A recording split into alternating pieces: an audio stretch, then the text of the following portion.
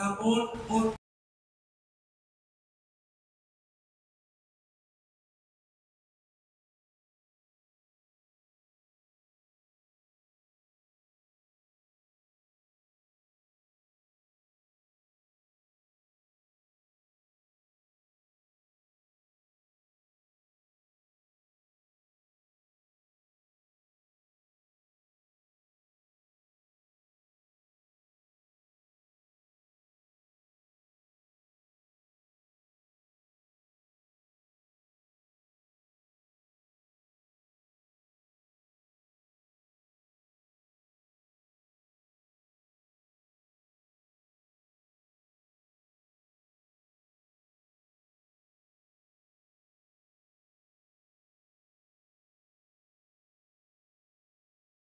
membahas materi yang sifatnya tematik, insidentil ya.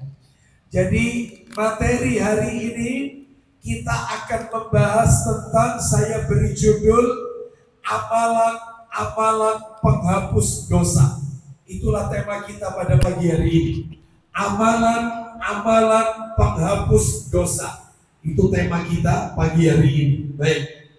Bapak Ibu kaum muslimin dan muslimah rahimani wa rahimakumullah, tidak memperpanjang mukaddimah, langsung saja kita masuk materi kita, amalan-amalan penghapus dosa. Saya akan membacakan sebuah hadis, maaf bukan sebuah, 3 buah hadis. Saya akan bacakan 3 buah hadis sebagai kata pengantar atau mukaddimah dari materi kita pagi hari ini tentang amalan penghapus dosa. Apa saja itu hadisnya? Yang pertama, hadis yang pertama ini sebagai mukaddimah dulu ya, kata pengantarnya dulu terkait dengan amalan penghapus dosa. Saya akan bacakan 3 hadis. Hadis yang pertama termaktub di dalam kitab Sahih Targhib wa Tarhib jilid 2. Sahih Targhib wa Tarhib jilid 2. Sahih Targhib wa Tarhib jilid 2, nomornya 1010. 1010. Baik, saya akan bacakan dalilnya. An Abi Qatadah radhiyallahu an qala su'ila Rasulullah sallallahu alaihi wasallam an saumi yaumi Arafah faqala yukaffiru sanatal madiyata wal baqiyah. Silakan. Dari Abu Qatadah radhiyallahu an, dia berkata, ya, Rasulullah SAW ditanya tentang puasa hari Arafah. Sebagaimana yang kita lakukan pagi hari ini, saya yakin mayoritas hari ini sedang saum puasa sunnah Arafah. Ulang lagi, Rasulullah ditanya.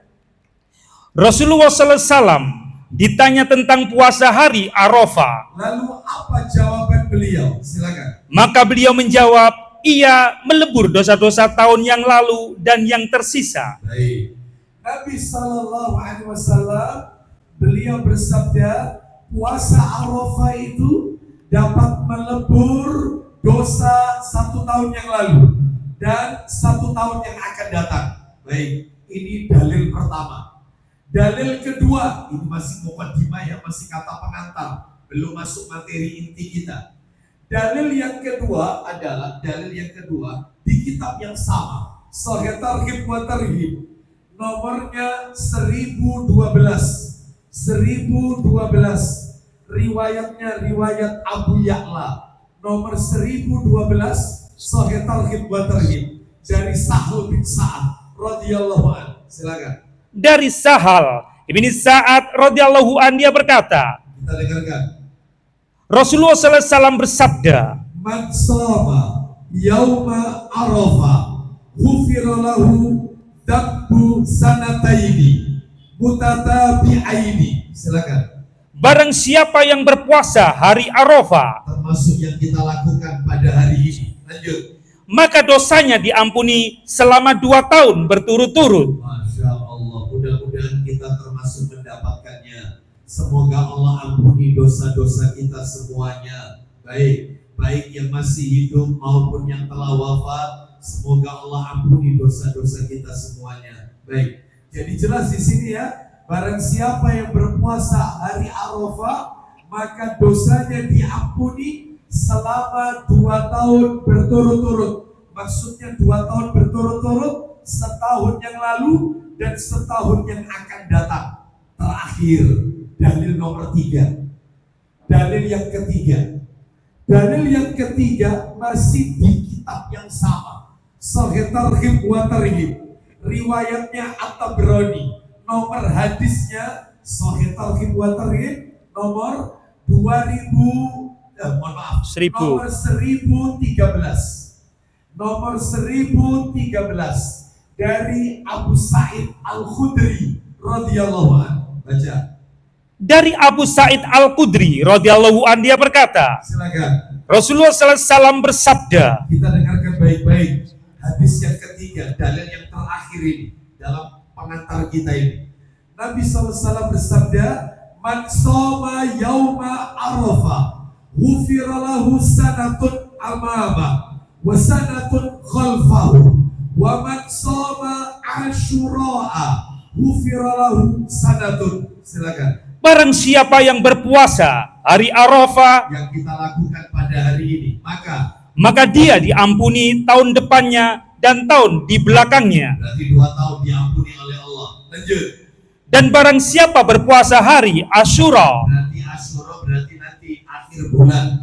Akhir bulan ini ada tanggal merah lagi Bapak Ibu sekalian. Nah itu masuk Muharram. Nah nanti puasanya tanggal 9 dan tanggal 10 Asyura. Berarti nanti bulan depan tanggal 10-nya.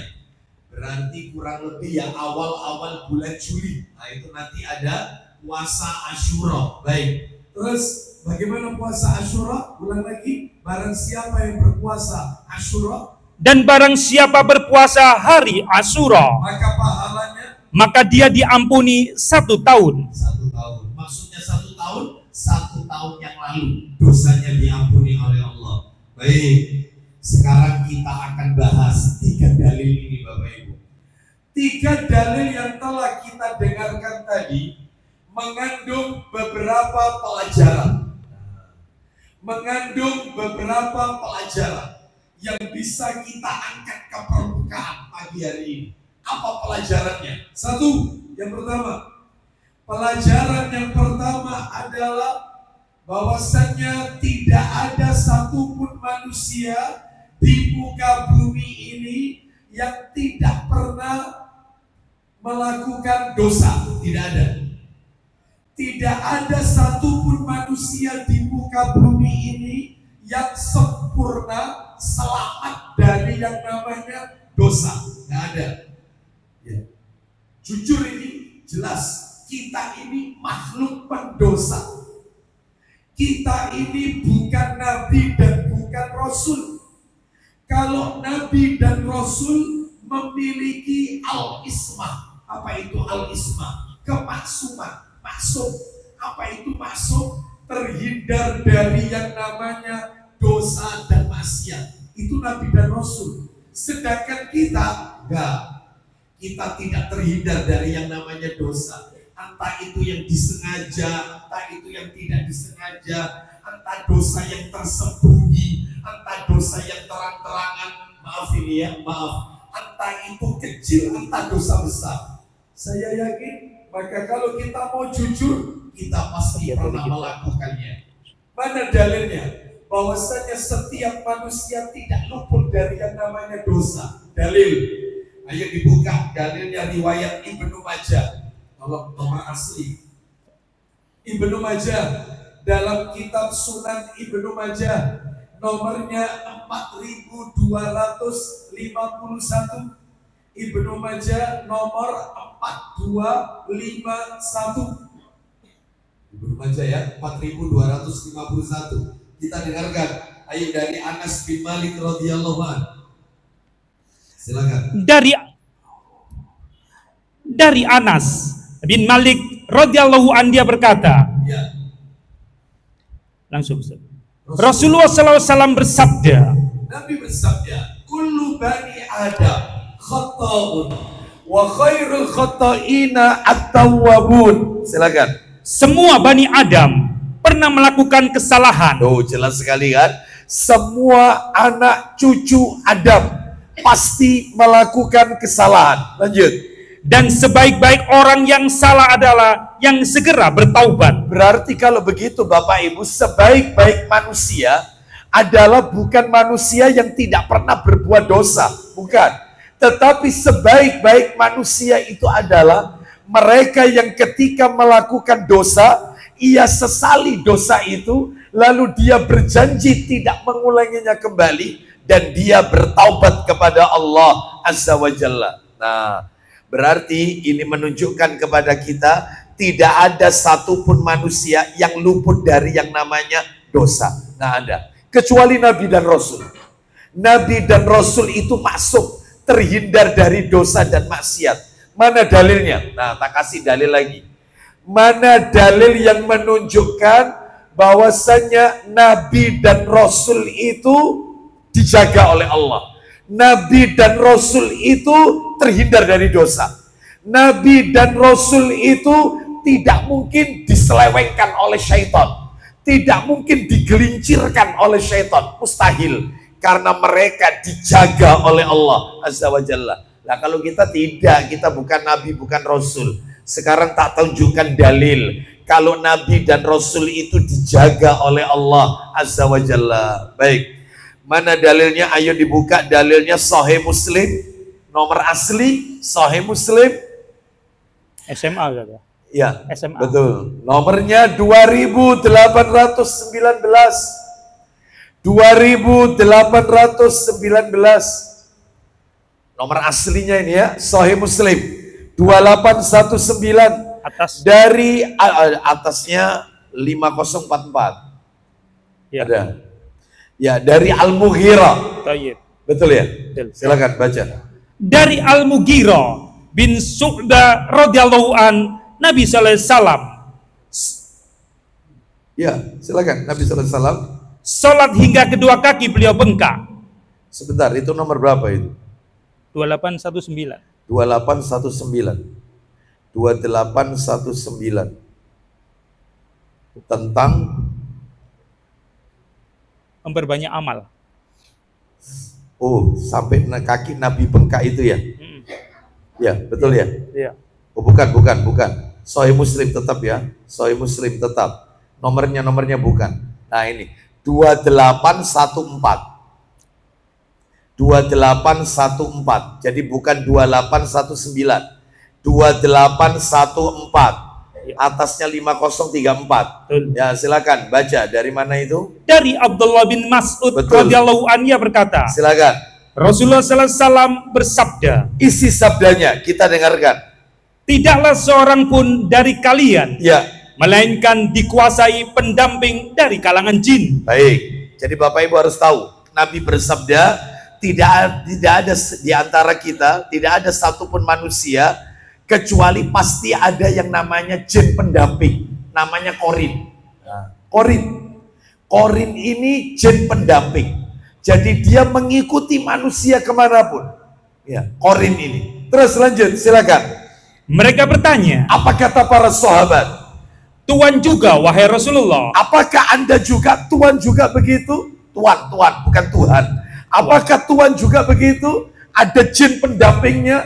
Apakah Anda juga ada korinnya? Apa kata Nabi sallallahu alaihi wasallam? Beliau menjawab, Ya. aku juga. Aku juga. Berarti Nabi juga ada jin korinnya? Ada. Akan tetapi, Hanya saja Allah membantuku mengalahkannya. terus. Lalu ia masuk Islam. Nah, terus kemudian. Ia hanya memerintahkan kebaikan kepadaku. Nah, ia hanya memerintahkan yang baik-baik saja kepadaku. Berarti setiap manusia punya korin, ada korinnya. Bapak Ibu sekalian. Loh, ini apa bedanya sama setan? Beda Bapak Ibu sekalian. Jadi kan ada 4 makhluk gaib, 4 makhluk gaib yang kadang-kadang kita itu sulit membedakan. Ada jin, ada iblis, ada syaitan, ada korin. Ini beda-beda ini. Jin ada, iblis beda lagi, syaitan ada lagi, yang terakhir barusan korin. Nah, itu ya. Baik, sekarang Bapak Ibu kalau ingin tahu secara ringkas saja ya, siapa jin ini? Jin ini adalah makhluk ciptaan Allah yang terbuat dari api. Jin ini diciptakan dari api, jin ini. Ya. Mana dalilnya kalau jin itu diciptakan dari api? Coba dibuka Al-Quran. Suratnya surat nomor 15, ayatnya ayat 27. Al-Quran, surat nomor 15. Surat 15 itu surat apa Bapak Ibu? Al-Hijr, ayatnya ayat 27. Kita dengarkan ayatnya pendek. Allah Ta'ala berfirman, surat Al-Jin, ayatnya ayat 27. Iya ini, dan kami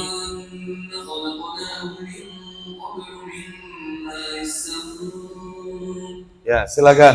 Dan kami telah menciptakan jin sebelum Adam dari api yang sangat panas. Tuh. Jin diciptakan sebelum Adam, bahan bakarnya, bahan bakunya dari api. Baik. Jin, masih jin dulu ya. Jin itu ada dua Bapak Ibu. Jin ada dua. Ada jin muslim, ada jin kafir. Mana dalilnya? Ayo dibuka Quran surat Al-Jin. Ada jin muslim, ada jin kafir. Suratnya surat Al-Jin, surat nomor 72. Ayatnya ayat 14. Surat Al-Jin ayat 14. Allah Ta'ala berfirman. Sesungguh dan sesungguhnya.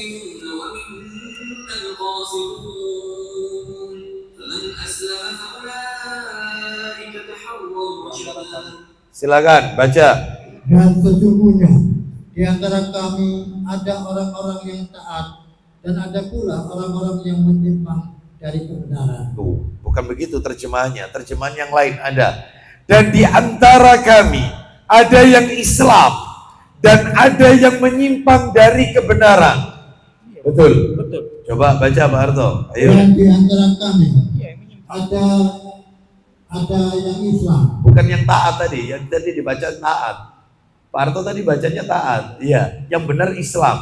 Ulang lagi. Dan di antara kami ada yang Islam dan ada yang menyimpang dari kebenaran. ada jin itu yang Islam, ada yang tidak Islam. Ya, lanjut. Siapa yang Islam? Siapa yang Islam, maka mereka itulah yang telah memilih jalan yang lurus. Nah, itu ya. Baik. Terus jin, masih jin lagi nih. Jin tadi ada berapa tadi? Ada yang Islam, ada yang kafir. Jin yang Islam itu dibagi dua. Ada jin Islam yang taat. Nah ini jin Islam yang taat, ada jin Islam yang tidak taat. Jadi mirip kayak kita manusia. Ada manusia KTP-nya Islam, ada yang kafir. Yang KTP-nya Islam itu ada yang taat, ono sing lunak. Itu sama. Jin juga begitu. Ada jin taat, ada jin lunak. Jin yang tidak taat, tapi Islam. Mana dalilnya? Dalil Quran surat nomor 72 ayatnya 11. Ayatnya 11. Ada jin Islam yang soleh, ada jin Islam yang tidak soleh. Oh itu ya. Sama dengan kaum muslimin. Benar. Ada muslim yang soleh, ada yang tidak soleh. Ayat 11 surat Al-Jin. Allah berfirman.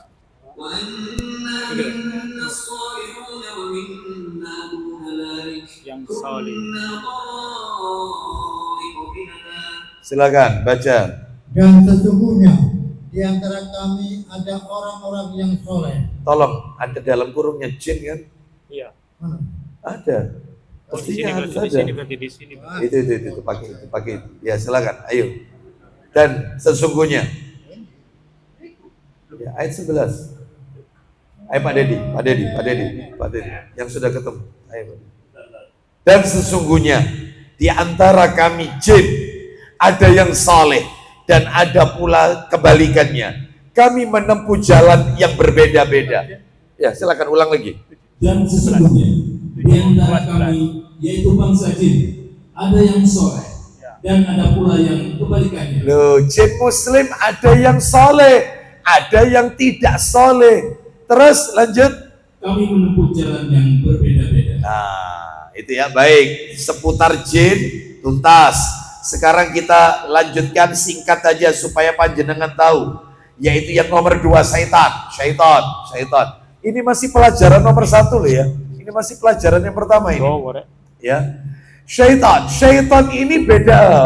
Bukan setan, nomor 2 iblis. Iblis ini Bapak Ibu sekalian bagian dari jin.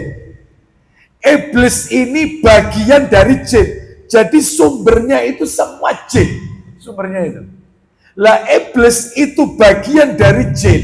Mana dalilnya? Kalau iblis itu bagian dari jin. Ayo dibuka Quran surat nomor 18 ayat 50. Quran Al-Kahfi ayat 50. Yang dibaca setiap malam Jumat atau hari Jumat, surat Al-Kahfi. Ayatnya ayat 50. Ayo langsung Pak Dedi, silakan. Dan ingatlah ketika kami berfirman kepada para malaikat, sujudlah kamu kepada Adam. Lanjut. Maka mereka pun sujud kecuali iblis. Nah, terus kecuali iblis, lanjut. Dia adalah dari golongan jin. Duh, iblis itu dari golongan jin. Lah jin yang mana? Jin yang kafir. Iblis itu. Jadi sama dari jin juga, tapi yang kafir. Terus lanjut. Maka dia mendurakai rohnya. Terus. Pantaskah kamu menjadikan dia dan keturunannya sebagai pemimpin selain aku? Lihat tadi kalimatnya. Berarti iblis itu beranak pinak. Iblis itu punya keturunan dan tidak mati kecuali kiamat nanti. Diberi tangguh umurnya oleh Allah. Anak keturunannya iblis banyak, anaknya ada 6. Lah itu nanti ada sendiri materinya dalam kitab Talbis Iblis ya, yang ditulis oleh Ibnul Jauzi rahimahullah. Kita lanjut. Sekarang nomor 3 setan. Jin sudah, iblis sudah, sekarang syaitan. Syaitan beda lagi. Syaitan ini juga dari bangsa jin. Setan ini. Mana dalilnya? Setan ini Bapak Ibu sekalian, tugasnya adalah menyesatkan manusia. Tugasnya itu mengajak manusia pada perbuatan-perbuatan yang jahat. Ya. Mana dalilnya? Ayo dibuka Quran surat nomor 2. Ayatnya 169. Al-Baqarah 169. Jadi kalau ada manusia yang suka ngajak pada perbuatan yang jahat, yaitu setan. Karena setan itu juga ada dari kalangan jin, ada dari kalangan manusia. Ada. Manusia itu bisa jadi setan Bapak Ibu sekalian. Karena dia mengajak kepada kesesatan. Ayo coba dibuka Al-Baqarah 169. Silakan langsung artinya. Silakan. Sesungguhnya setan itu hanya menyuruh kamu agar berbuat jahat dan keji. Setan itu hanya menyuruh kalian agar berbuat jahat dan keji. Terus dan mengatakan apa yang tidak kamu ketahui tentang Allah. Baik, sekarang tak berikan dalil satu lagi supaya lengkap. Setan itu ada 2, ada setan jin, ada setan manusia. Coba dibuka surat Al-An'am, surat nomor 6, ayatnya 112. Al-An'am 112, ya. Surat nomor 6, ayatnya ayat 112. Allah Ta'ala berfirman,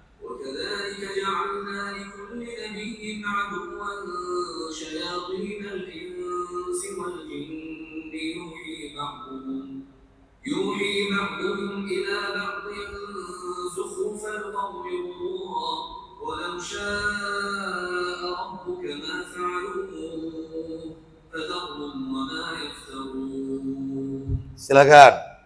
Dan demikianlah untuk setiap nabi kami menjadikan musuh yang terdiri dari setan-setan manusia dan jin. Ada setan-setan manusia dan jin. Berarti setan juga asalnya dari jin. Lah jin yang mana ini? Yaitu jin yang tidak taat kepada Allah. Dan bisa jadi jin yang kafir. Bisa. Kalau iblis jelas. Jin apa ini? Jin kafir. Kalau setan ini bisa jadi dia yang tidak taat, tidak soleh. Tidak taat. Jin yang tidak taat. Baik. Sekarang yang terakhir, makhluk yang terakhir. Oh sebelum yang terakhir. Setan ini juga Bapak Ibu sekalian, itu tidak terbatas setan dari kalangan jin dan setan dari kalangan manusia. Ternyata juga bisa jadi dari kalangan hewan. Ada hewan-hewan tertentu itu jelmaan dari jin. Makanya Nabi menyuruh kita setiap kali bertemu dengan hewan itu untuk dibunuh. Tuh. Contohnya anjing hitam legam. Kata Nabi, anjing hitam legam itu jelmaan jin. Jelmaan syaitan. Jadi di tubuh anjing itu tidak ada warna lain kecuali hitam. Sampai-sampai Nabi mengatakan, andai kata anjing itu bukan ciptaan Allah, niscaya aku perintahkan agar semua anjing itu dibunuh. Namun karena anjing itu makhluk ciptaan Allah, maka bunuhlah yang berwarna hitam saja. Karena dia adalah syaitan. Loh.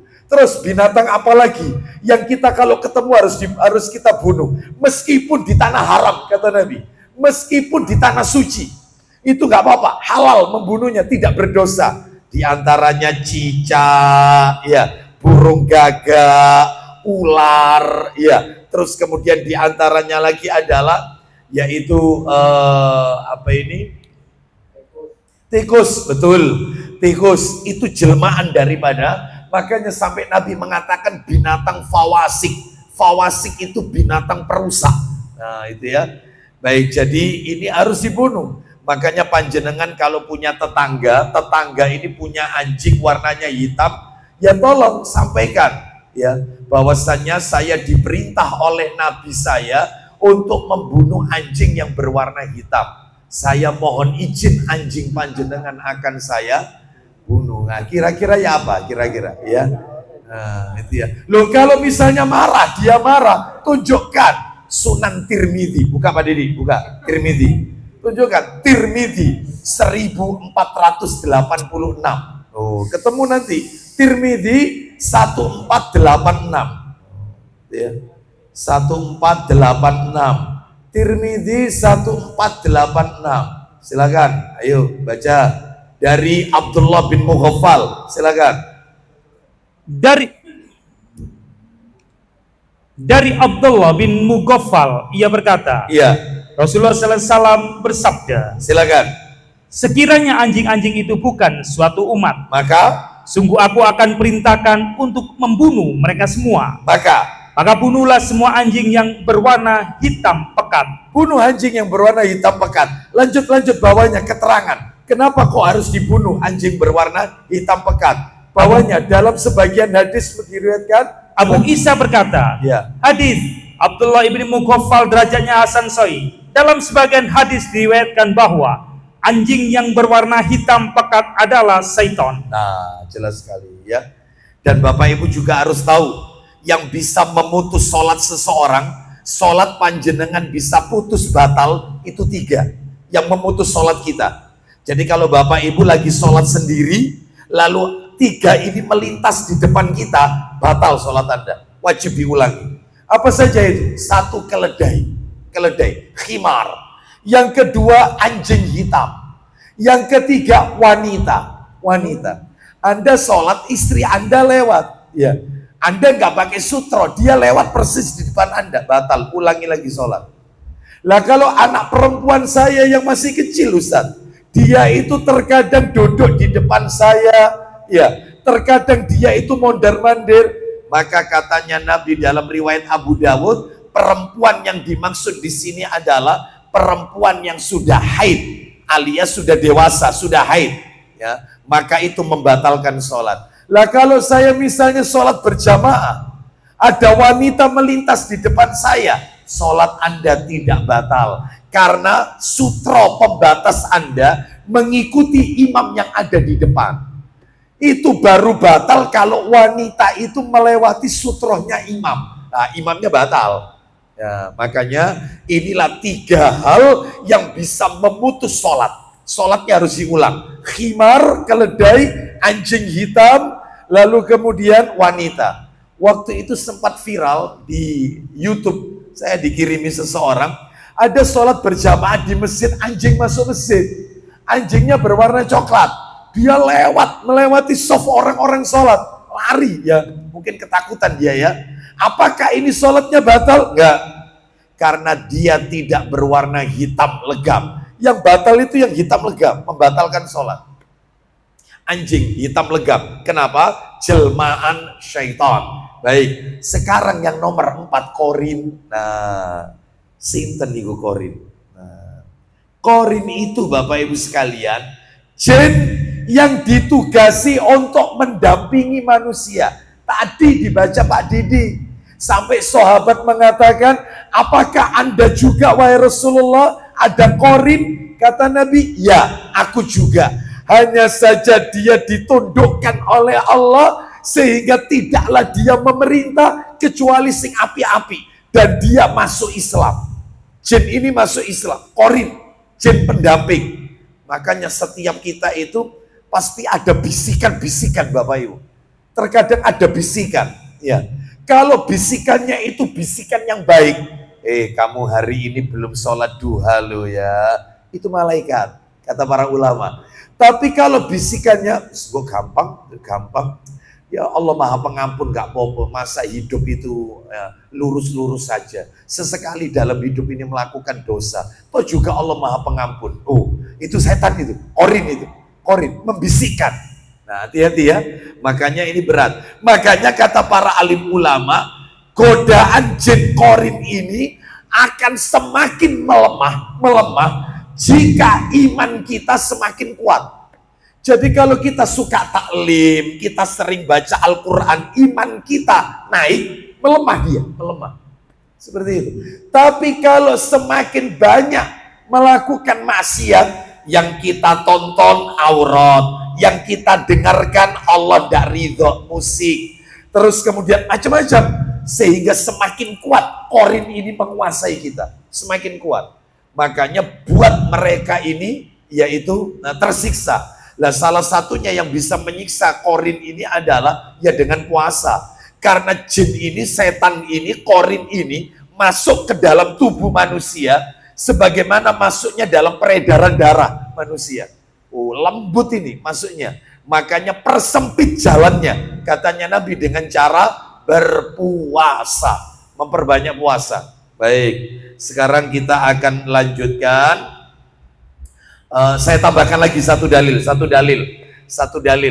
Coba satu dalil sebelum masuk pelajaran nomor 2. Satu dalil coba dibuka Pak Dedi, Quran surat nomor 50, Qaf ayat 27. Qaf ayat 27. Wa qala qarinuhu, ya. Wa qala qarinuhu, Qorin.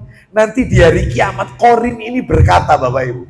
Surat Qaf, surat nomor 50 ayatnya 27. Nanti Qorin ini, jin Qorin ini lepas tanggung jawab. Kita dengarkan.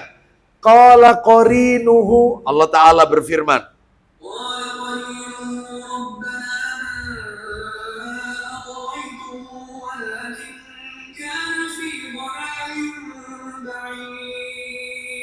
Loh, sampai kayak gitu, lepas tanggung jawab dia. Silakan.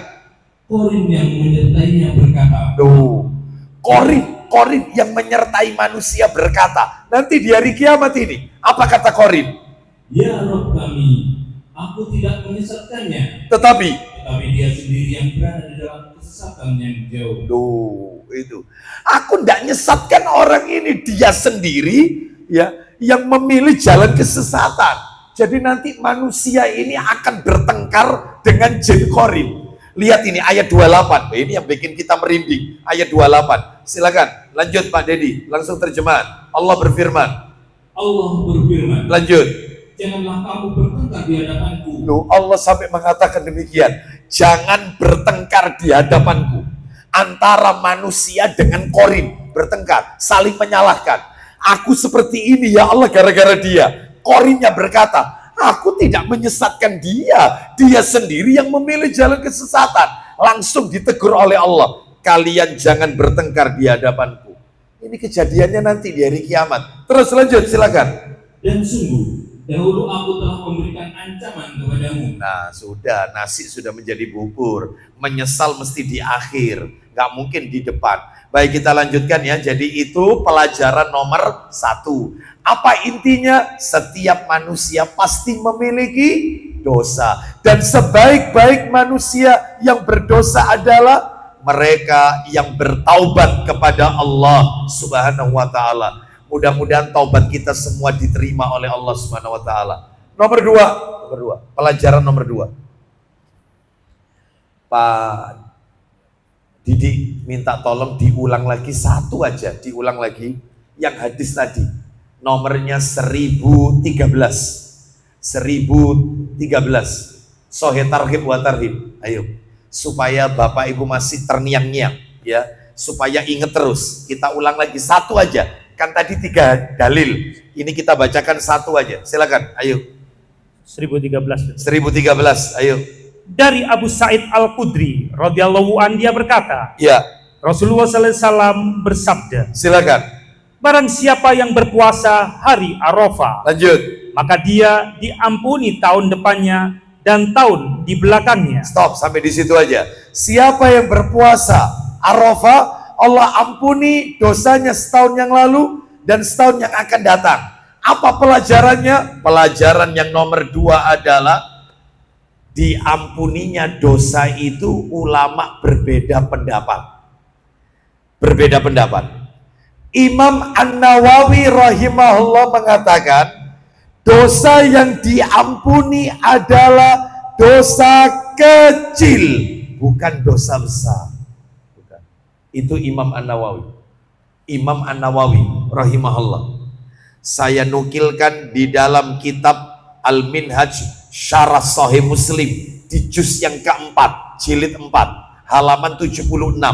Jadi Imam An-Nawawi rahimahullah mengatakan yang dihapus dosa setahun yang lalu dan setahun yang akan datang itu dosa apa tadi Bapak Ibu?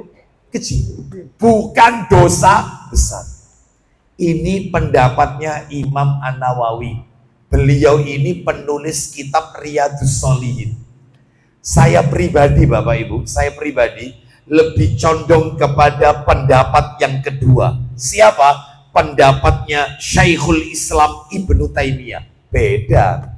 Kalau Imam An-Nawawi mengatakan sing diampuni 2 tahun itu dosa kecil, dosa cilik. Sedangkan kalau Ibnu Taimiyah dalam Majmu' Fatawa di juz yang ke-7 halaman 498. Apa kata Ibnu Taimiyah? Dosa yang diampuni 2 tahun itu adalah dosa kecil dan dosa besar. Semua diampuni. Kenapa? Alasannya Ibnu Taimiyah. Karena dalil di atas sifatnya umum. Nabi tidak memberikan pengkhususan. Enggak. Berarti umum, ya cilik, ya gede. Diampuni semua oleh Allah. Mudah-mudahan Allah ampuni dosa-dosa kita. Amin. Ini kalau saya pribadi loh ya, menukil pendapatnya Ibnu Taimiyah. Tapi kalau panjenengan mau memakai pendapatnya Imam An-Nawawi, ya monggo. Kita akan saling menghormati perbedaan masing-masing. Ya baik, karena mereka ini para ulama memiliki dasar yang kuat, Baik. Sekarang kita lanjutkan pelajaran nomor 3. Pelajaran nomor 3. Pelajaran nomor 3. Dari 3 dalil tadi yang di depan. Pelajaran yang ketiga adalah yang namanya taubat tidak sekadar diucapkan di lisan saja. Yang namanya taubat tidak sekadar diucapkan di lisan saja. Ya Allah, saya bertobat ya Allah. Ya. Saya bertobat, berjanji tidak akan mengulangi. Kaisa ngomong doang, hanya sekedar klaim pengakuan. Berarti kalau begitu apa? Nah, saya ulang ya. Yang namanya taubat tidak sekadar diucapkan di lisan saja. Ya. Namun harus disertai dengan melakukan amal soleh. namun harus disertai dengan melakukan amal soleh. Ya harus beramal soleh. Tobat tok tapi tidak beramal, ya percuma. Makanya Bapak Ibu akan saya tunjukkan di dalam Al-Quran yang namanya taubat, ayat taubat mesti gandengan dengan amal soleh. Sebagaimana Bapak Ibu kalau baca Quran, ayat tentang sholat mesti gandengan dengan zakat. Wa aqimus sholah wa atus zakah. Tegakkan sholat, tunaikan zakat, mesti gandengan. Termasuk ini tentang taubat dan amal soleh itu mesti gandengan. Tak tunjukkan dalilnya. Coba dibuka Quran surat nomor 71. Ayo Pak Dedi, Quran surat nomor 71, maaf, Quran surat nomor 25 ayat 71. Quran surat nomor 25 Al-Furqan ayatnya 71. Surat 25 ayat 71. Allah Ta'ala berfirman,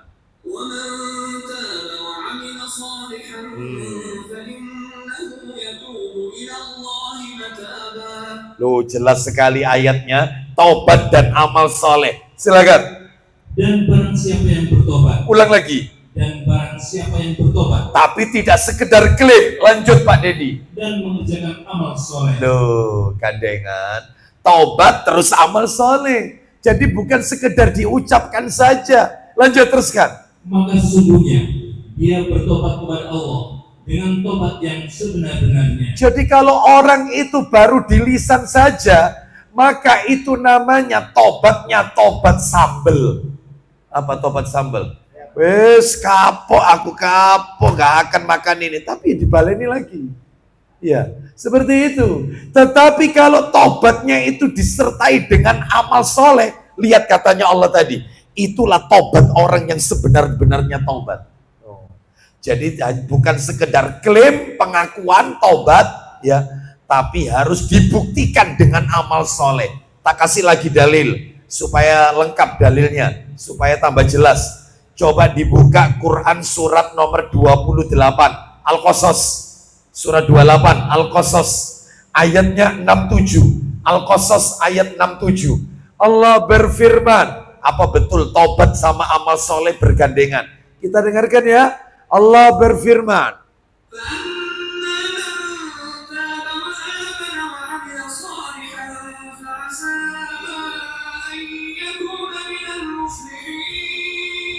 ya, Al-Qasas 67, surat 28 ayat 67. Silakan.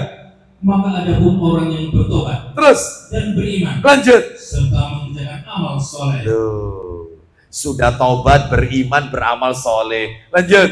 Maka mudah-mudahan dia termasuk orang yang beruntung. Mudah-mudahan kita semua masuk dalam ayat ini yang disebutkan oleh Allah orang yang beruntung. Nah itu ya. Baik, kita lanjutkan sekarang pelajaran yang nomor 4. Nah ini yang agak panjang dikit, nomor 4.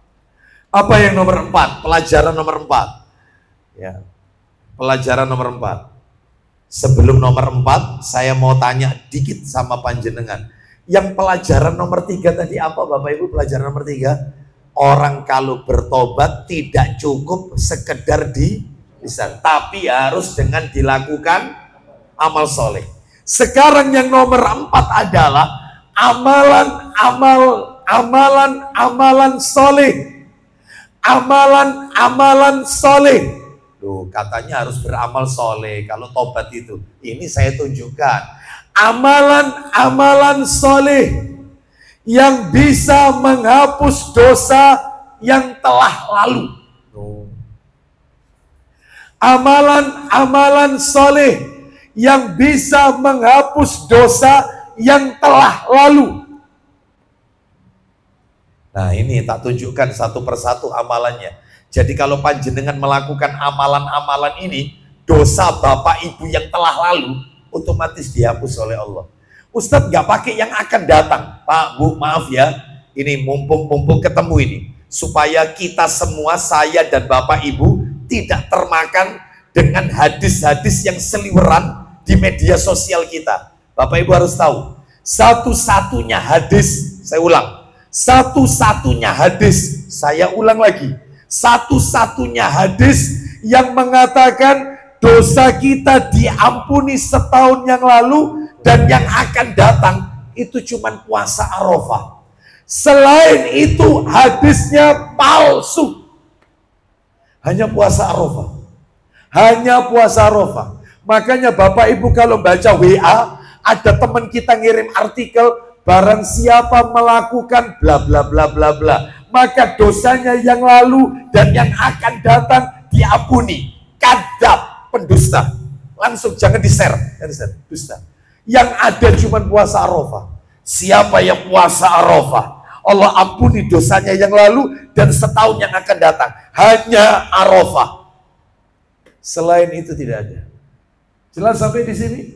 Sepakat ulama, nggak ada. Ya, jadi dengan begini enak kita mengcounternya, itu enak. Tahu ada filternya. Oh, ini salah ini. Gak ada yang diampuni yang lalu sama yang akan datang, itu cuma puasa Arafah. Itu. Baik, sekarang saya tunjukkan yang nomor 4, balik materi kita, pelajaran nomor 4. Amalan-amalan soleh yang bisa menghapus dosa kita yang telah lalu, yang akan datang. Gak ada, itu cuma Arafah. Apa saja amalannya? 1, amalannya ini. Yang pertama ini, amalannya yang bisa melunturkan dosa yang lalu, yang telah lalu. Yang pertama adalah masuk Islam, masuk ke dalam agama Islam, masuk Islam. Orang masuk Islam itu Bapak Ibu, mu'alaf itu semuanya diampuni oleh Allah Azza wa Jalla. Yang telah lalu dosanya diampuni. Mana dalilnya? Dalilnya adalah masuk Islam dosanya diampuni. Makanya ini perlu panjenengan sampaikan kepada mereka, orang-orang non-muslim, sampaikan. Ya, kalau mau masuk Islam, dosamu akan dihapus dan tidak perlu bayar. Kalau mereka bayar loh. Pengakuan dosa itu masuk ke bilik itu bayar loh itu. Bayar itu sama gereja itu, bayar. Enak ya kayak gini ya. Bayar dosanya langsung terhapus. Berapa itu bayarnya itu? Ya, enggak tahu ya. Udah pernah punya pengalaman ya.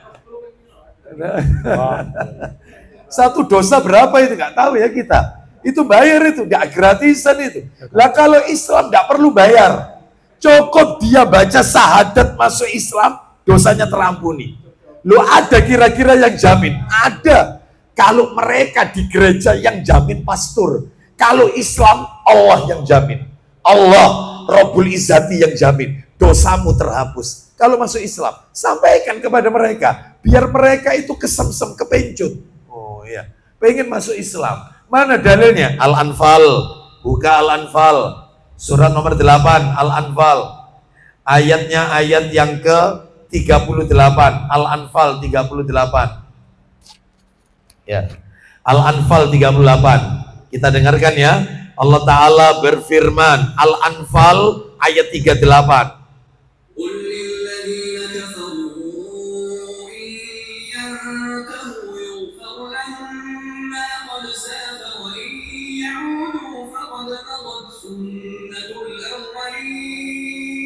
Ya, silakan. Katakanlah kepada orang-orang kafir itu. Ya, silakan. Jika mereka berhenti dari kekafirannya, lalu masuk Islam, lanjut. Niscaya Allah akan mengampuni dosa-dosa mereka yang telah lalu. Duh.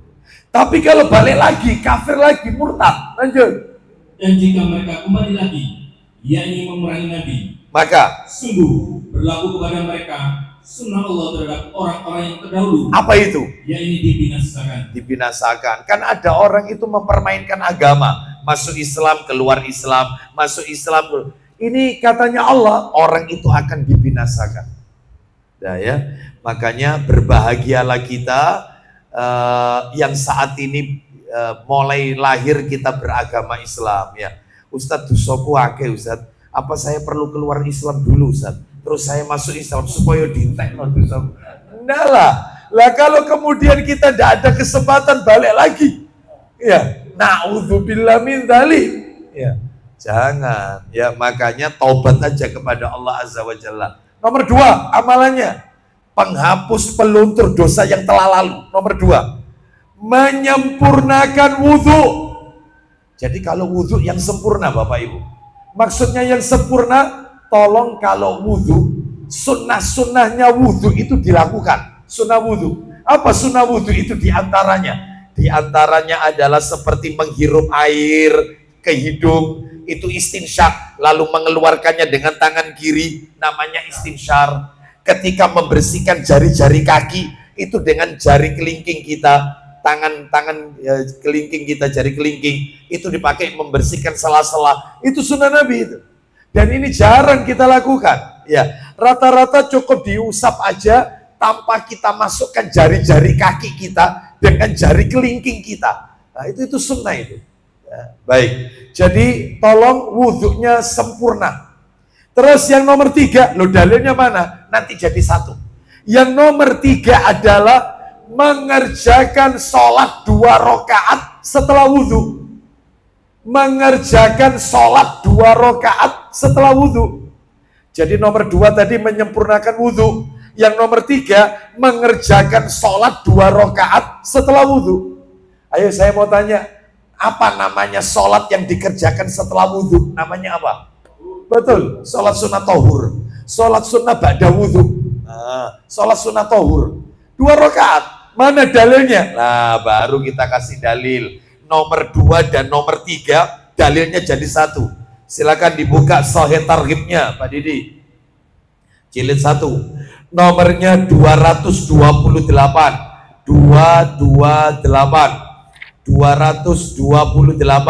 dari Zaid bin Khalid Al-Juhani radhiyallahu an. Ayo, silakan baca. Iya. 228 baca. Dari Zaid bin Khalid Al-Juhani radhiyallahu an bahwa Rasulullah sallallahu alaihi wasallam bersabda, "Man tawadda'a fa ahsanal wudu'a summa shalla rak'ataini la yashu fihima min dambihi." Silakan. Barang siapa berwudu, lalu dia membaguskan wudunya, kemudian sholat 2 rakaat, di mana dia tidak lalai di dalamnya. Oh, sebentar ya. La yashu fihima ghufira lahu ma taqaddama min dambihi. Saya ulang ya bacaannya.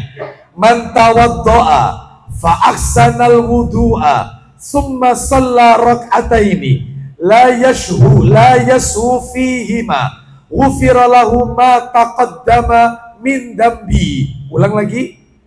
Barang siapa berwudu, lalu dia membaguskan wudunya, berarti menyempurnakan wudu. Kemudian sholat 2 rakaat. Itu yang nomor 3 yang Bapak Ibu tulis. Terus, di mana dia tidak lalai di dalamnya. Dia tidak lalai mengerjakan sholat itu. Lanjut. Maka diampuni dosanya yang telah lalu. Tuh, yang telah lalu diampuni.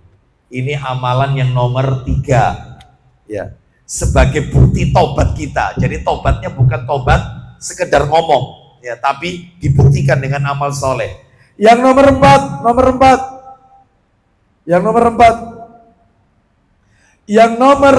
adalah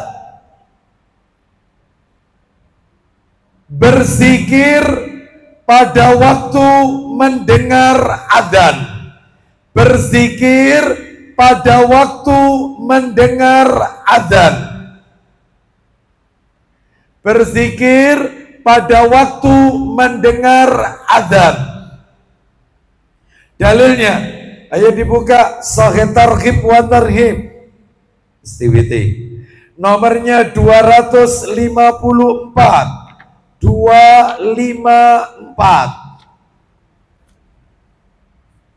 Baca dari Sa'ad bin Abi Waqqas radhiyallahu an.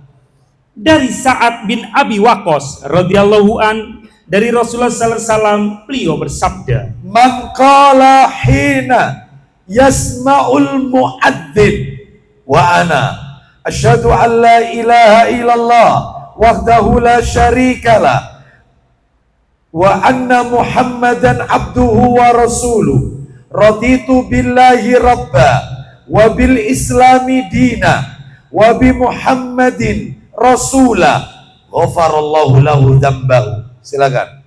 Barang siapa ketika mendengar muadzin mengumandangkan azan, stop.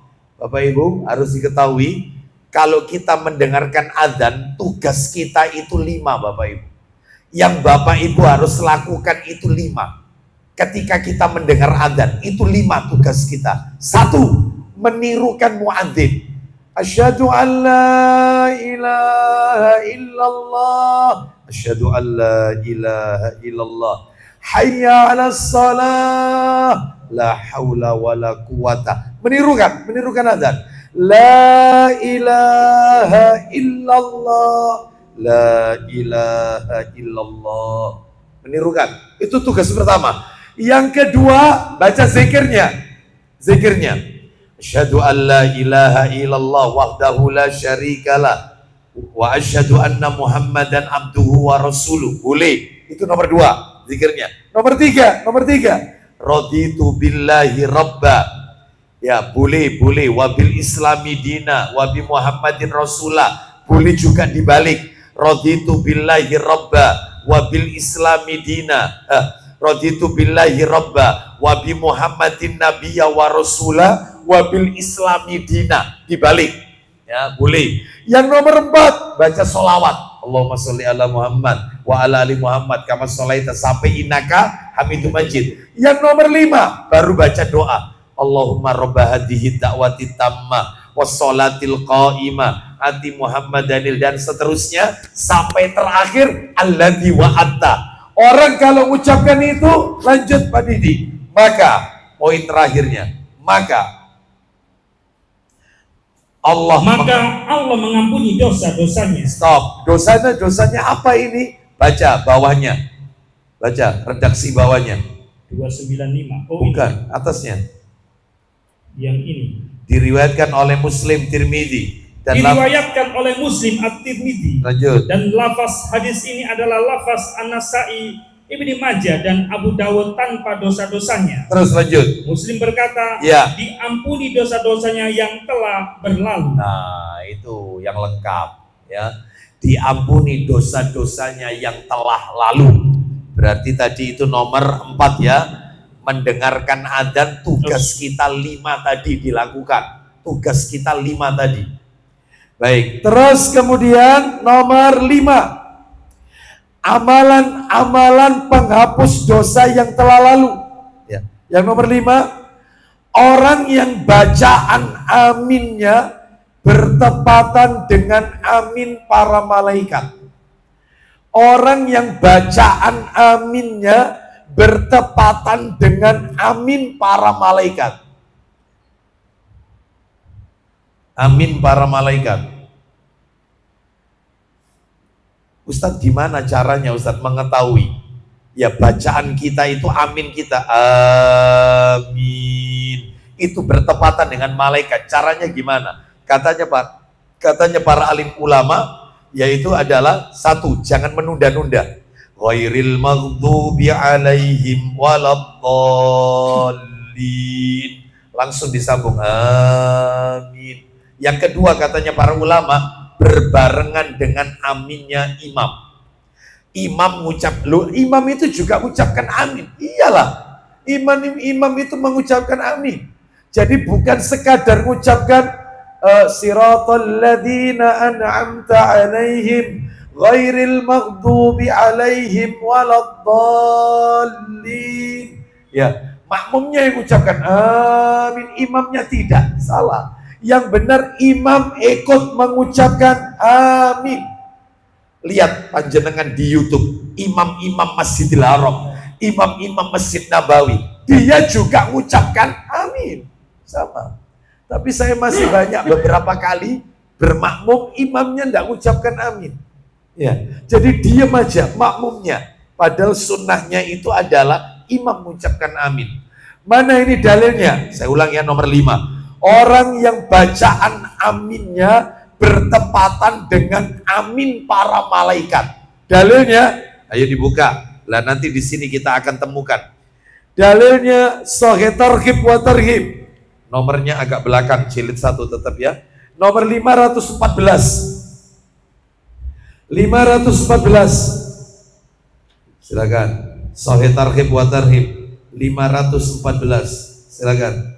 Dari Abu Hurairah radhiyallahu an bahwa Rasulullah SAW bersabda, "Idza qala al-imam ghairil maghdubi alaihim waladdallin faqulu amin faman wafaqa qawluhu qawlal malaika ghufira lahu ma taqaddama min dambihi." Silakan. Apabila imam membaca bukan jalan mereka yang dimurkai dan bukan jalan mereka yang sesat, maka ucapkanlah amin. Nah, ucapkan amin. Nah, itu ya. Jadi ini menunjukkan kepada kita bahwasannya jangan menunda-nunda ucapan amin. Ya. Lanjut. Terus lanjut. Karena barang siapa yang ucapan aminnya bertepatan dengan ucapan amin para malaikat, maka dosanya yang telah lalu diampuni. Dosanya yang telah lalu diampuni oleh Allah Subhanahu wa ta'ala. Baik, kita lanjutkan. Sekarang saya tambahkan dalil. Bahwasannya imam itu juga membaca amin. Nah, ya, saya tambahkan dalil, imam itu juga membaca amin. Dalilnya adalah, silakan ditulis. Dalilnya di dalam hadis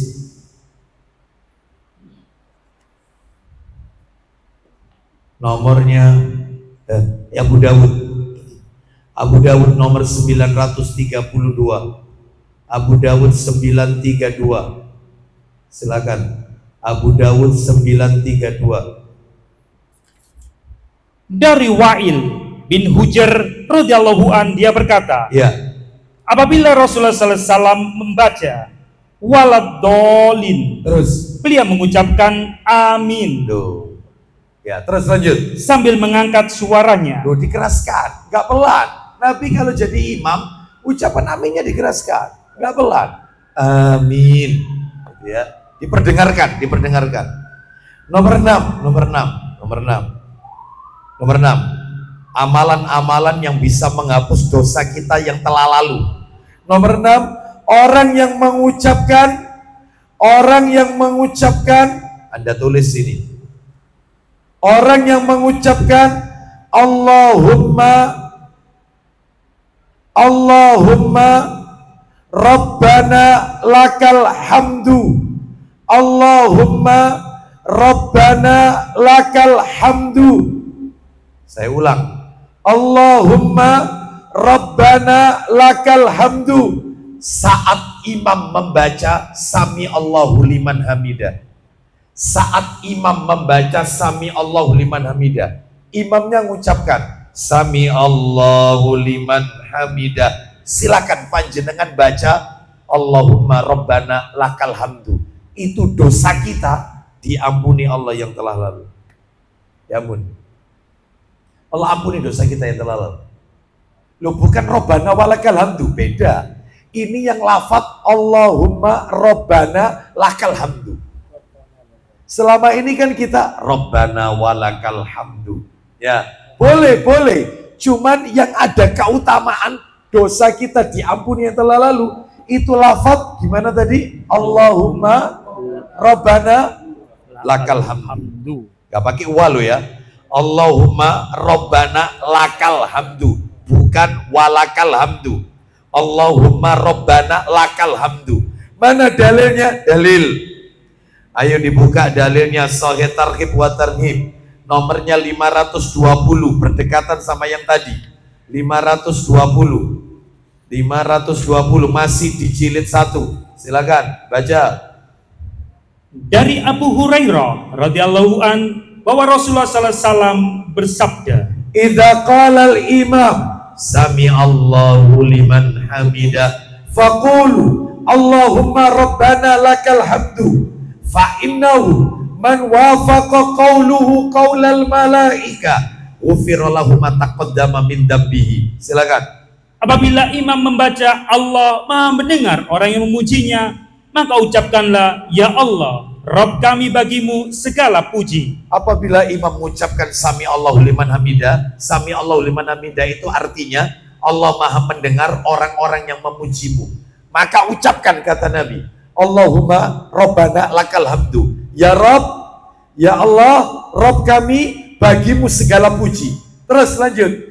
Karena barang siapa? Karena barang siapa yang ucapannya bertepatan dengan ucapan para malaikat, maka dosanya yang telah lalu diampuni. Diampuni oleh Allah. Sekarang saya tunjukkan, mumpung ketemu, beberapa redaksi ucapan ketika Sami Allahu liman hamidah. Ada 4 versi, 4 redaksi. Panjenengan boleh pilih manapun, boleh, terserah. Ada 4 redaksi. Yang pertama bunyinya, Rabbana walakal hamdu. Nah, itu ya. Sering kita baca yang ini. Sami Allahu liman hamidah, Rabbana walakal hamdu. Jadi makmum itu tidak perlu baca Sami Allah. Makmum itu cukup baca Rabbana walakal hamdu. Jadi kalau imamnya mengucapkan Sami Allahu liman hamidah, makmum langsung Rabbana walakal hamdu. Jangan ikut-ikutan Sami Allahu liman hamidah. Enggak. Ya, baik. Itu di mana itu dalilnya? Rabbana walakal hamdu. Dalilnya ditulis saja ya, ditulis saja. Sahih Muslim nomornya 411. Sahih Muslim 411. Muslim 411. Baik. Yang nomor 2 versinya nomor 2. Sami Allahu liman hamidah, Rabbana lakal hamdu. Nggak pakai wa. Beda lagi. Yang nomor 1 Rabbana walakal hamdu. Nomor 2 Rabbana lakal hamdu. Nggak pakai wa. Itu di mana riwayatnya? Abu Dawud 849. Enak kan? Jadikan sholat Anda itu sholat yang berdalil. Enak. Awakmu kok mocoy kok Rabbana walakal hamdu. Iya. Muslim 411. Lihatnya kamu kok Rabbana nggak pakai wa. Rabbana lakal hamdu. Itu Abu Dawud 849. Jadikan sholat kita sholat yang ada dalilnya, berdalil. Itu ya. Terus yang nomor 3, versi nomor 3 barusan kita baca barusan. Apa yang panjenengan tulis, yang Bapak Ibu tulis? Allahumma Rabbana lakal hamdu. Itu di mana tadi? Sahih Targhib wa Tarhib nomor 520. Tadi sudah ditulis. Yang terakhir nomor 4, Allahumma Rabbana walakal hamdu. Kalau tadi kan tidak ada wanya, ini pakai wa. Allahumma Rabbana walakal hamdu. Dalilnya di mana? Versi nomor 4, dalilnya Bukhari, Sahih Bukhari, nomornya 795. Maksud saya gini loh Bapak Ibu, maksud saya subuh panjenengan pakai Rabbana lakal hamdu. Zuhur Rabbana walakal hamdu. Asar Allahumma Rabbana lakal hamdu. Maghrib Allahumma Rabbana walakal hamdu. Isya balik lagi Rabbana walakal hamdu. Supaya menghidup-hidupkan sunnah Nabi, supaya tidak asing sunnah Nabi. Ustadz, kalau saya tiap sholat tak wocok kabeh apa Ustadz? Rabbana walakal hamdu, Rabbana lakal hamdu, Allahumma Rabbana lakal hamdu, Allahumma Rabbana walakal hamdu.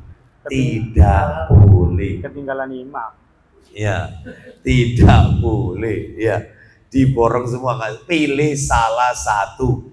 Makanya silakan dilakukan setiap kali kita sholat. Ya, terawih. 2 rakaat pertama. Ya, 2 rakaat pertama sholat terawih ini Rabbana walakal hamdu. 2 rakaat yang kedua Rabbana lakal hamdu. 2 rakaat ketiga Allahumma Rabbana lakal hamdu. 2 rakaat terakhir Allahumma Rabbana walakal hamdu. Selesai. Sunnah Nabi sudah kita jalankan. Kan enak.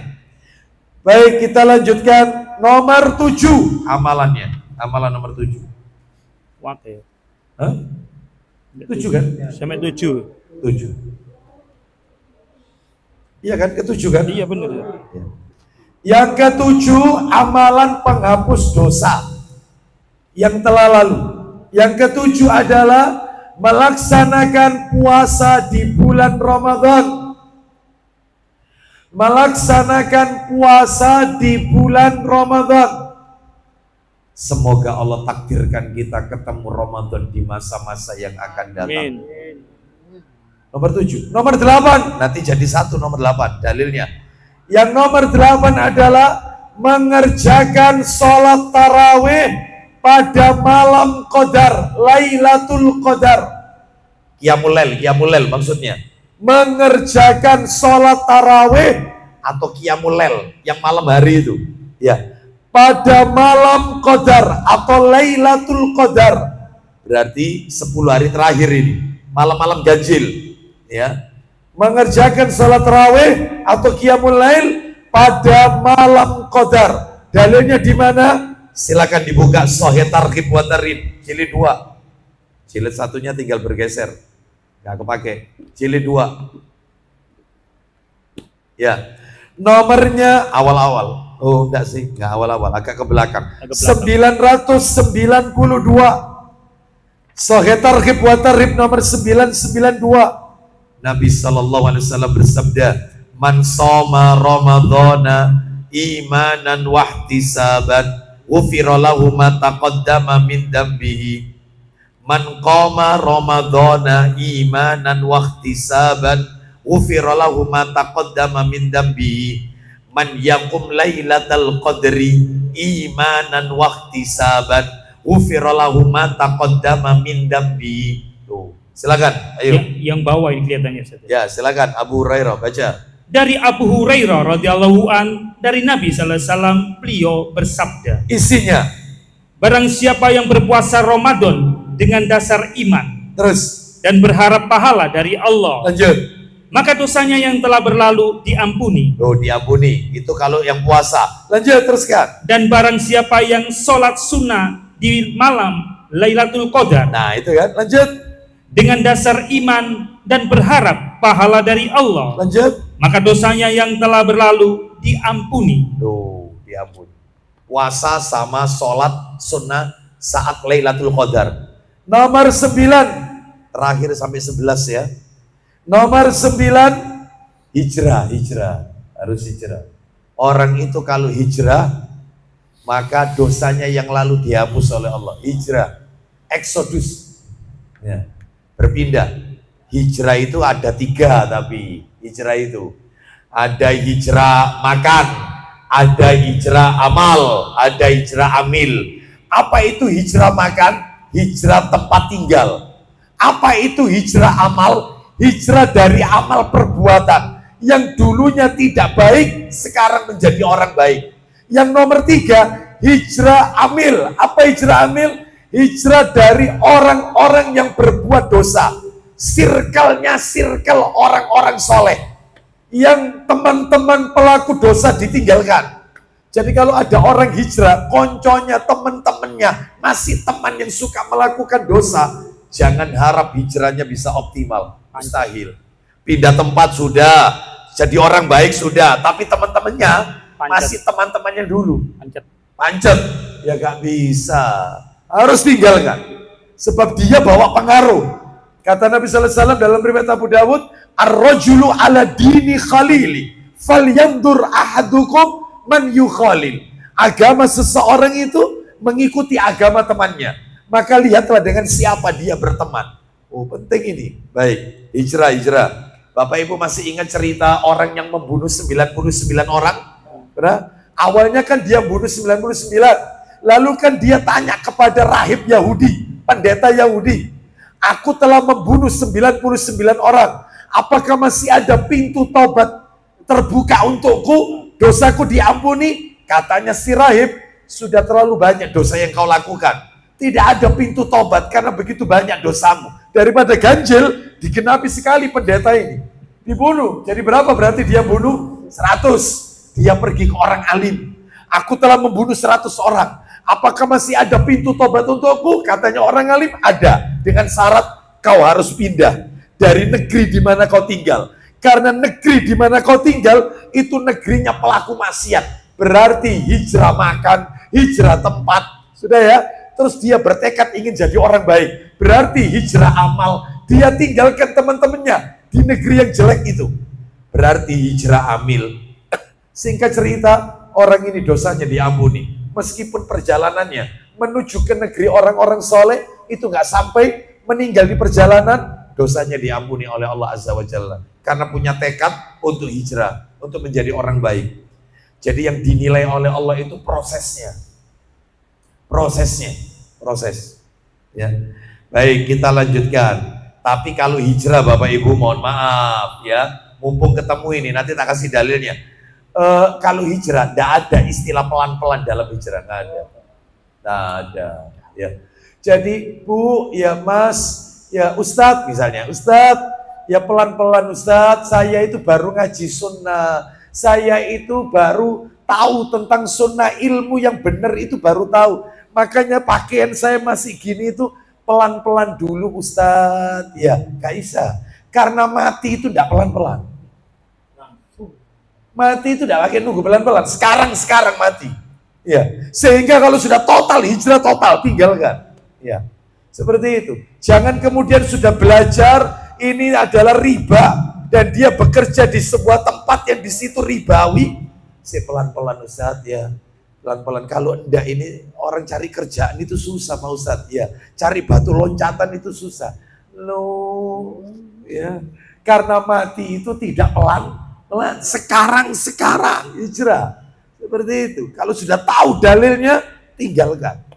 Baik, kita lanjutkan. Nomor berapa? 10. Haji.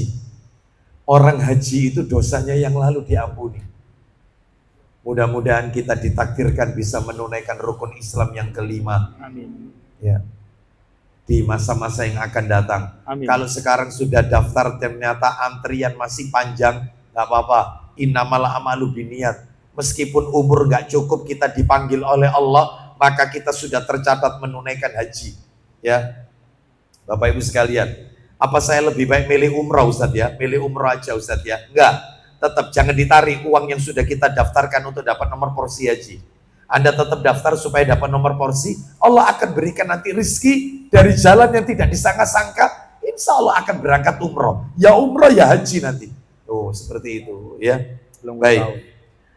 Dan kalau bisa, kalau panjenengan sekarang sudah punya tekad untuk berangkat, saran saya Pak, ikut haji plus saja Pak, yang pemerintah. Jangan furoda Pak. Jangan furoda. Ya Allah, ya kasihan travelnya ini ya. Harus nanggung banyak ini ya.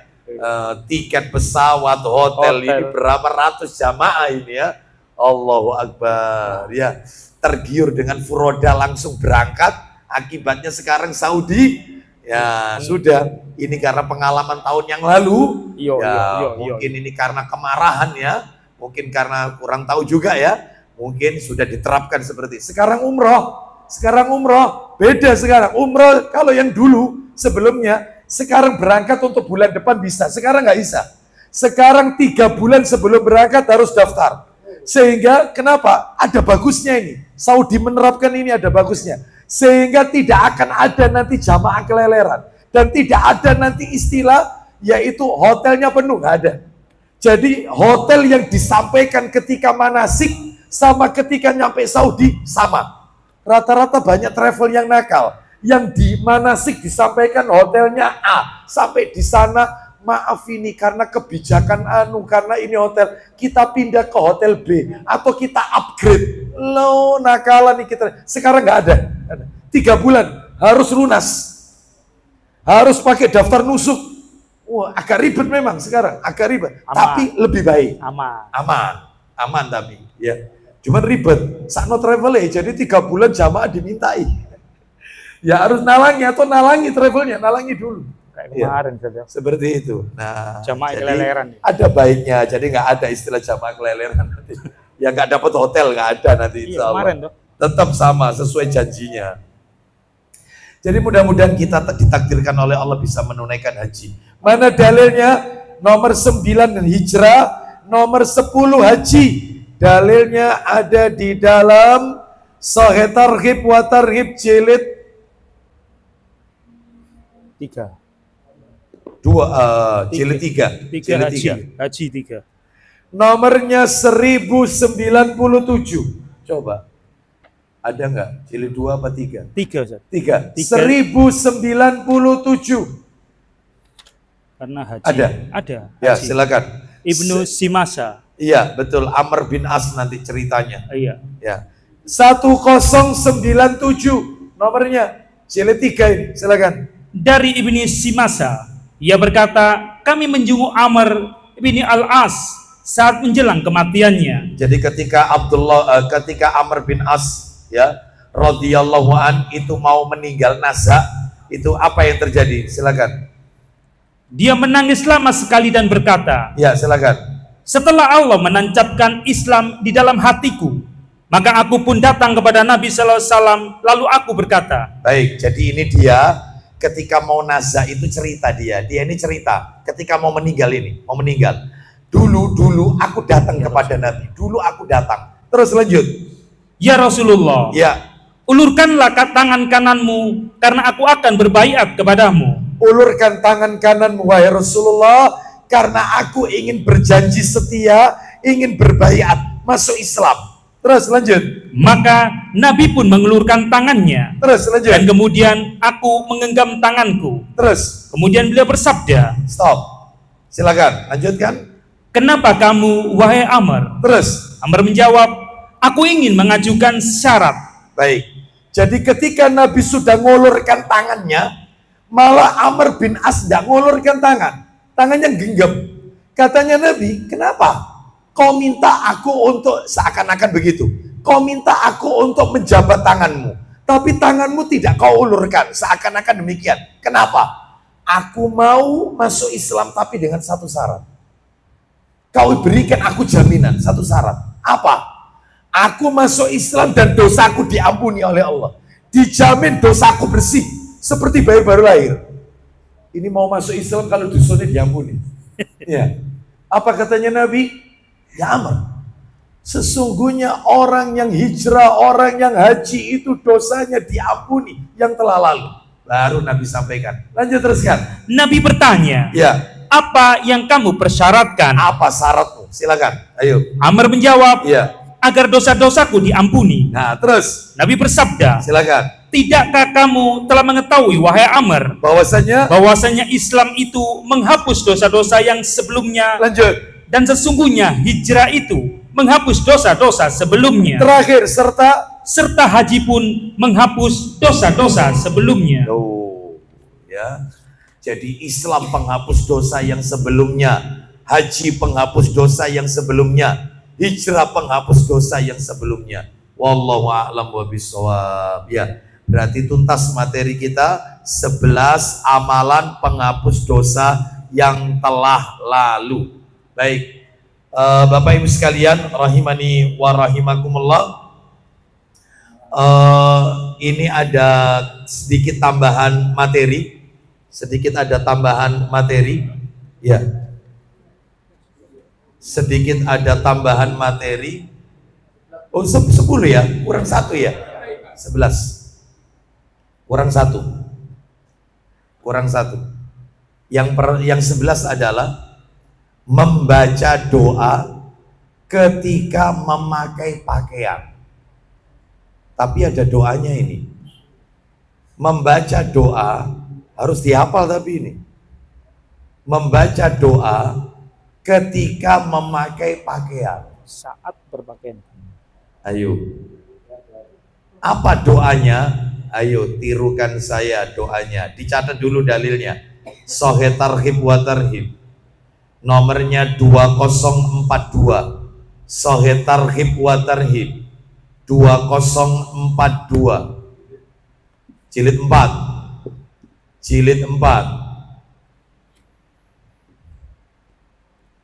2042.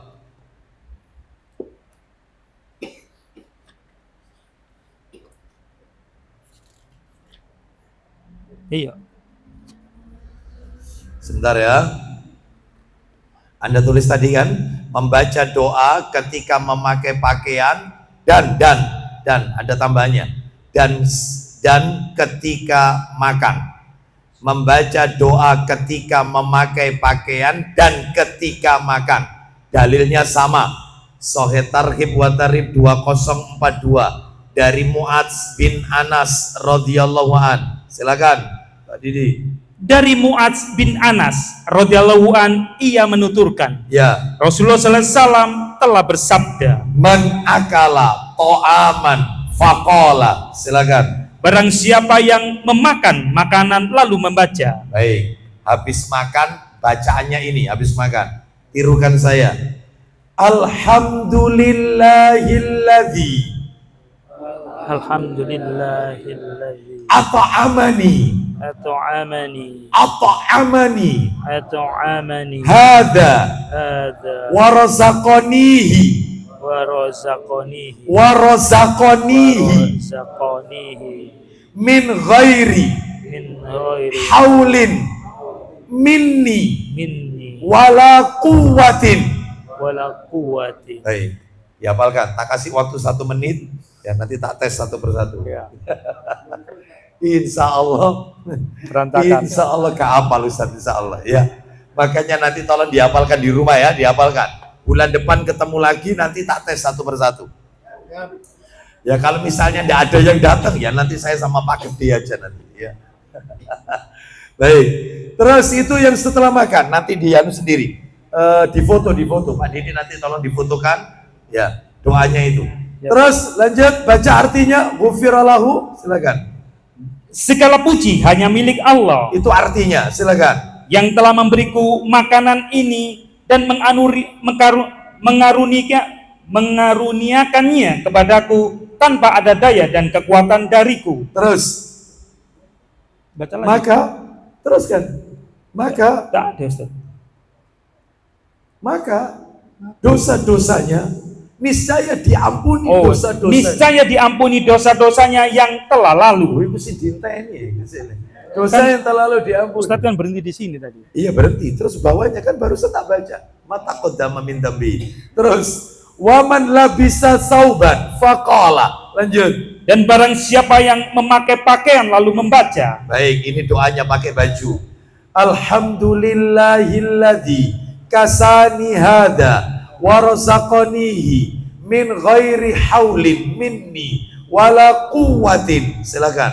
Segala puji hanya milik Allah yang telah memakaikan kepadaku pakaian ini dan mengaruniakannya kepadaku tanpa ada daya dan kekuatan dariku. Ghufira lahu ma taqaddama min dambihi.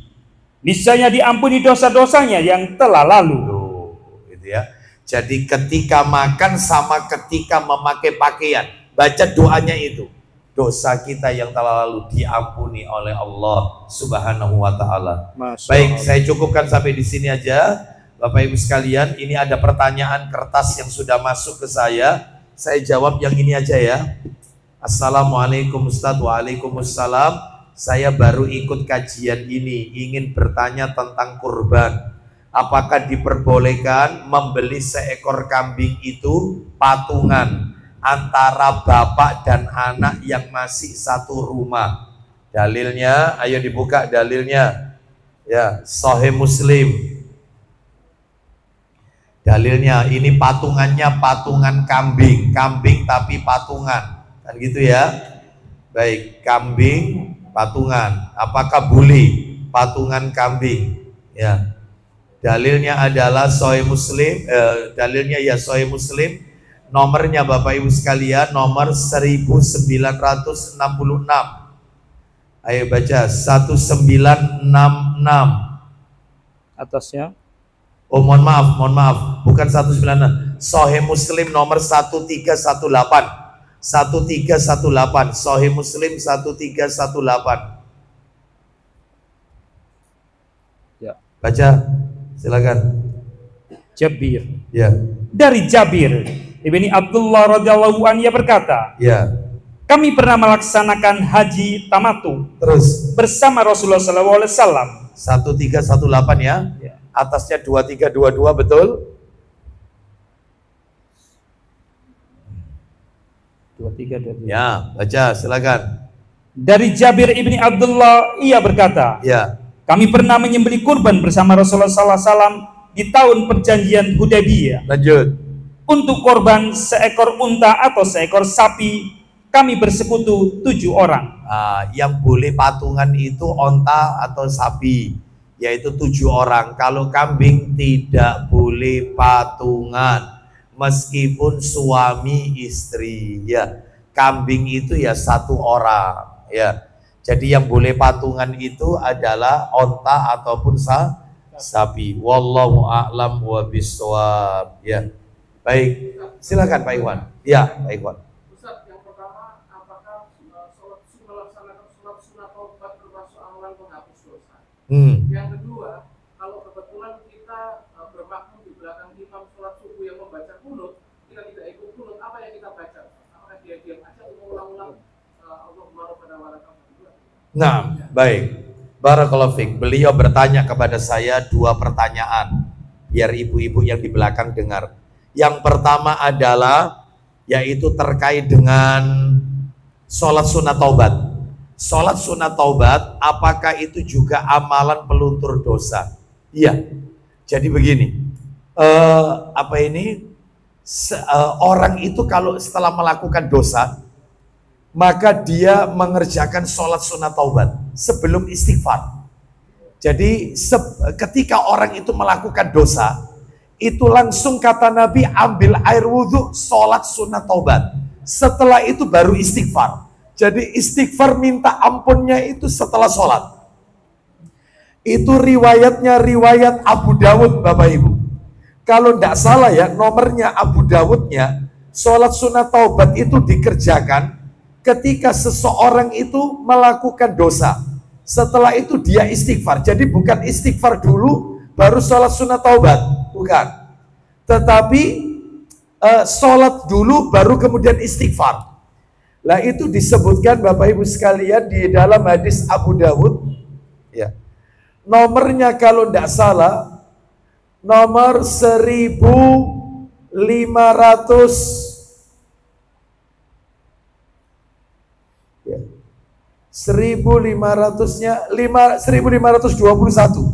Coba Pak Didi. 1521 Abu Dawud. Ya betul. 1521. Ayo baca. 1521. Kita dengarkan langsung bagian yang bawah, yaitu kalimat Abu Bakar radhiyallahu an telah benar bahwa ia berkata, aku mendengar Rasulullah SAW bersabda. Panjang ini, Ustaz. Ya, bagian bawah, bagian bawahnya. Abu Bakar radhiyallahu anhu telah benar bahwa ia berkata. Dari mana? Ini. Oke. Ya. Abu Bakar, silakan. Abu Bakar dan Abu Bakar radhiyallahu an telah benar bahwa ia berkata, aku mendengar Rasulullah SAW bersabda. Nah ini poinnya yang tadi saya sampaikan. Silakan. Tidaklah seorang hamba yang melakukan dosa kemudian ia bersuci dengan baik. Loh, langsung ambil wudhu. Jadi setelah melakukan dosa itu langsung ambil air wudhu. Lanjut teruskan. Kemudian berdiri untuk melakukan sholat 2 rakaat. Setelah itu, itu namanya sholat sunat taubat. Lanjut. Kemudian meminta ampun kepada Allah. Loh, istighfar. Istighfarnya setelah sholat. Lanjut teruskan. Kecuali Allah akan mengampuninya. Nah, jadi jelas jawabannya Pak Ikhwan ya. Diampuni oleh Allah. Yang nomor 2, pertanyaan beliau tolong diingatkan tentang kunut. Imamnya kunut subuh. Kita makmum kan tidak ikut kunut. Lalu apa yang kita baca sambil menunggu kunutnya imam? Apakah kita membaca Rabbana walakal hamdu kita ulang-ulang? Jawabannya adalah Bapak Ibu membaca Rabbana walakal hamdu, tambahkan doa satunya. Nambah hamdan katsiran thayyiban mubarakan fi. Jadi sami Allahu liman hamidah Rabbana walakal hamdu hamdan katsiran thayyiban mubarakan fi. Itu disebutkan orang yang membaca itu kalau tidak salah ada 12 malaikat berebut mendoakan ampunan. Hamdan katsiran thayyiban mubarakan fi. Nah itu. Gak usah ikut angkat tangan ya. Jadi memang ulama beda pendapat. Kalau bahkan ustadz-ustadz kita pun juga ada perbedaan pendapat ya. Kalau kita dengarkan apa yang disampaikan oleh Ustadz Dr. Firanda Hafizahullah Ta'ala, kalau imamnya kunut kita ikut kunut karena imam dijadikan untuk diikuti, kunut ya, seperti itu. Termasuk juga guru-guru kita yang lain, kecuali Ustadz Yazid bin Abdul Qadir Jawas rahimahullah dan Ustadz Abdul Hakim bin Amir Abdad Hafizahullah Ta'ala, kekeh tetap nggak bisa. Karena ini keliru, bid'ah ini, kunut subuh itu bid'ah, ngapain diikuti? Nggak usah. Tapi yang lain mengatakan ikut, karena imam dijadikan untuk diikuti. Wallahu a'lam. Semuanya pakai dalil. Ya. Silakan Pak, monggo. Momen haji.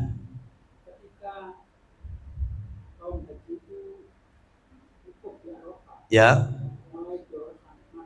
Ya. Apa yang dikerjakan untuk jamaah haji? Baik, saat ini mereka wukuf ya. Sekarang jam berapa ini? 10:30. Berarti di Saudi 6:30 ya. 6:30 berarti. Lah ini sekarang mereka bergerak ke Arafah. Karena setelah matahari terbit, mereka bergerak menuju Arafah dari Mina. Kemarin mereka ke Mina, sekarang mereka ke Arafah. Lah itu nanti nyampe di Arafah kan sudah pagi, 7:30 kurang lebih ya. Mungkin jam 8 paling tidak. Lah itu nunggu kan sampai matahari terbenam di Arafah. Ngapain aja? Memperbanyak doa. Yang kedua memperbanyak zikir la ilaha illallah wahdahu la syarikalah lahul mulku wa lahul hamdu wa huwa ala kulli syai'in qadir. Yang ketiga mendengarkan khutbah wukuf ya. Yang keempat ya tadi itu memperbanyak doa. Doa-doa yang Nabi ajarkan kepada kita. Karena sebaik-baik doa adalah doa Arafah. Hari Arafah. Ustadz kita yang tidak haji apakah berlaku? Berlaku. Bahkan Allah mengatakan kepada malaikat, apa yang mereka lakukan ini? Ya, mereka sedang puasa Arafah. Mereka sedang wukuf di Arafah. Maka kata Allah Azza wa Jalla, ketahuilah semua hamba-hambaku ini dosanya aku ampuni. Jadi kita tidak haji pun kena dampaknya, yaitu dosa kita diampuni oleh Allah. Dan kita dibanggakan di sisi Allah Azza wa Jalla di hadapan para malaikat-malaikatnya. Nah itu ya, makanya rugi kalau kita hari ini tidak berpuasa. Tapi bagi yang mampu, yang tidak mampu ya nggak apa-apa. Misalnya wanita berhalangan, maka masih ada amalan-amalan yang lain. Ya, amalan-amalan seperti takbiran. Ya sekarang waktunya takbiran. Mulai subuh tadi habis sholat takbiran. Ya, namanya takbir muqayyad tiap habis sholat sampai nanti tanggal 13 Zulhijjah. Sedangkan takbir mutlakoh mulai tanggal 1 Rebu kemarin, Rebu pekan yang lalu tanggal 28 Mei. Itu setiap saat takbiran terus itu sampai tanggal 13. Jadi takbirannya dua, mutlakoh sama muqayyadah. Kalau muqayyadah itu tiap habis sholat, kalau mutlakoh non-stop, mutlakoh itu non-stop. Nah itu wallahu a'lam wa bishawab. Ya, silakan. Monggo, Pak.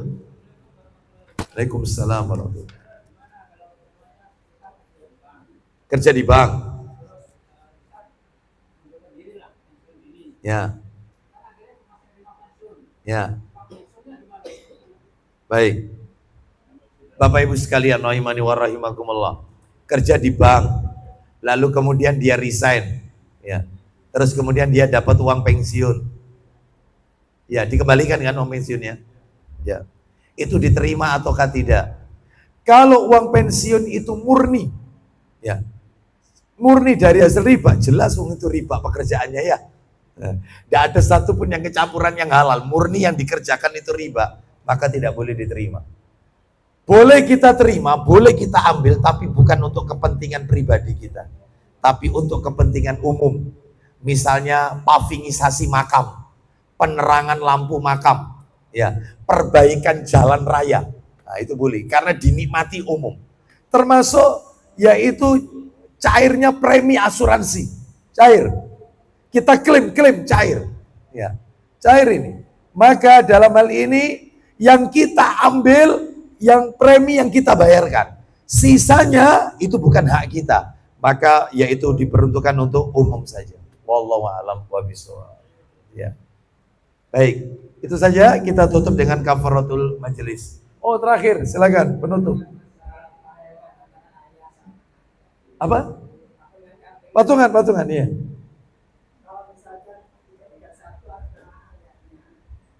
Dijadikan satu.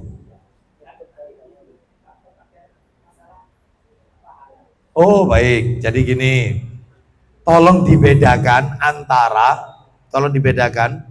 kongsi dalam kepemilikan sama kongsi dalam pahala.